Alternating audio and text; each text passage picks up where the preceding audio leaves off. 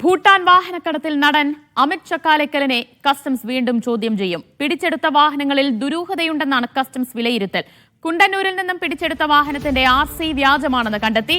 നടൻ ദുൽഖർ സൽമാന് 2 വാഹനങ്ങൾ കൂടി ഹാജരാക്കാൻ കസ്റ്റംസ് നോട്ടീസ് നൽകും.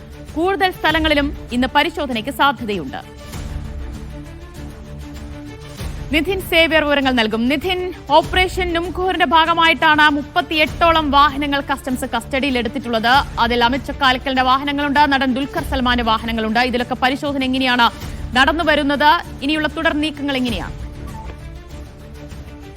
കഴിഞ്ഞ ദിവസം ഇതുമായി ബന്ധപ്പെട്ട് 2 വാഹനങ്ങൾ കൂടി പിടിച്ചെടുത്തിരുന്നു. അടിമാലിയിൽ നിന്നൊരു വാഹനവും കുണ്ടന്നൂരിൽ നിന്നും ഒരു വാഹനവുമാണ് പിടിച്ചെടുത്തത്. ഇതിൽ കുണ്ടന്നൂരിൽ നിന്ന് പിടിച്ചെടുത്ത വാഹനം ഫസ്റ്റ് ഓണർ വാഹനമാണെന്നാണ് കസ്റ്റംസ് പറയുന്നത്. അതായത് ഈ ഓപ്പറേഷൻ നുംഖൂറിൽ ആദ്യമായാണ് ഒരു ഫസ്റ്റ് ഓണർ വാഹനം ഇത്തരത്തിൽ പിടികൂടുന്നത്. ഇത് മാഹി അൻസാരി എന്ന അസം സ്വദേശിയുടെ പേരിലായിരുന്നു ഇത് RC രജിസ്റ്റർ ചെയ്തിരുന്നത്. പക്ഷേ ആ RC അഡ്രസ് വ്യാജമാണ് എന്നാണ് കസ്റ്റംസ് പറയുന്നത്. ഇത് മൂവാറ്റുപുഴ സ്വദേശിയായ മാഹിൻ അൻസാരിയുടെ വാഹനമാണെന്നാണ് കസ്റ്റംസ് നിലവിൽ കണ്ടെത്തിയിരിക്കുന്നത്. ഇയാൾക്ക് ചോദ്യം ചെയ്യലിന് ഹാജരാകാൻ സമൻസ് നൽകും. പ്രത്യേകിച്ച് ഇയാൾ ഈ കോയമ്പത്തൂർ മാഫിയുമായി ഇയാൾക്ക് വ്യക്തമായ ബന്ധമുണ്ട് എന്നാണ് നിലവിൽ കസ്റ്റംസ് പറയുന്നത്. ഫസ്റ്റ് ഓണർ വാഹനം ലാൻഡ് ക്രൂസറാണ്, വളരെ പഴക്കമുള്ള വണ്ടിയാണ്. അപ്പോൾ ഇദ്ദേഹം ഈ വണ്ടി ഇത്രയും നാളായിട്ട് അരുണാചൽ പ്രദേശ് രജിസ്ട്രേഷനുള്ള വണ്ടിയാണ്. ഇത്രയും നാളായിട്ടും ഇത്തരത്തിൽ ഈ വാഹനത്തിന്റെ രജിസ്ട്രേഷൻ അടക്കം മാറ്റാത്തത് വലിയ തോതിൽ ദുരൂഹത ഉണ്ടാക്കുന്നുണ്ട്. ഒപ്പം തന്നെ വ്യാജ അഡ്രസ്സിലാണ് ഈ വാഹനം രജിസ്റ്റർ ചെയ്തിരിക്കുന്നത്. ആസാം സ്വദേശിയായ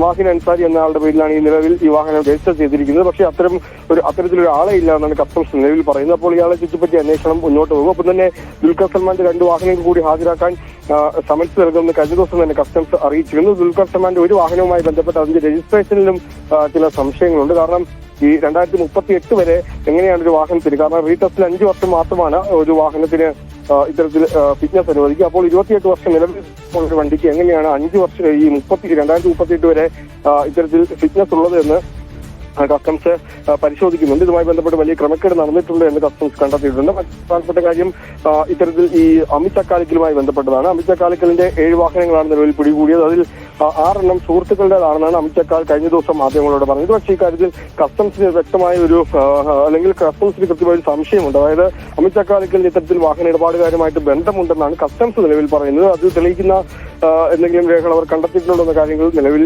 കൃത്യതയില്ല. കസ്റ്റംസിന് പറയുന്നത് അമിത് ചക്കാൽ ഇത്തരത്തിൽ അമിതിന്റെ സാമ്പത്തിക ഇടപാടുകളടക്കം പരിശോധിക്കുമെന്നാണ് പറയുന്നത്. അമിത് നിലവിൽ വളരെയേറെ കാലങ്ങളായിട്ട് അദ്ദേഹം വർക്ക്ഷോപ്പിൽ വന്ന വാഹനങ്ങളാണെന്ന് പറയുന്നു. പക്ഷേ ആ വാഹനങ്ങളിൽ പലതും കാലങ്ങളായി അമിത് തന്നെ ഉപയോഗിക്കുന്നുണ്ട് എന്നാണ് ഈ കസ്റ്റംസ് പറയുന്നത്. അപ്പോൾ അമിതിന് ഏതെങ്കിലും തരത്തിൽ ഈ കോയമ്പത്തൂർ മാഫിയുമായി അടക്കം ബന്ധമുണ്ടോ, വാഹന ഇടപാടുകളിൽ ഇടപെട്ടിട്ടുണ്ടോ എന്നടക്കമുള്ള കാര്യങ്ങൾ കസ്റ്റംസ് പരിശോധിക്കുന്നുണ്ട്. ഏതായാലും പരിശോധനയുമായി മുന്നോട്ട് പോകാനാണ് നിലവിൽ കസ്റ്റംസിന്റെ തീരുമാനം.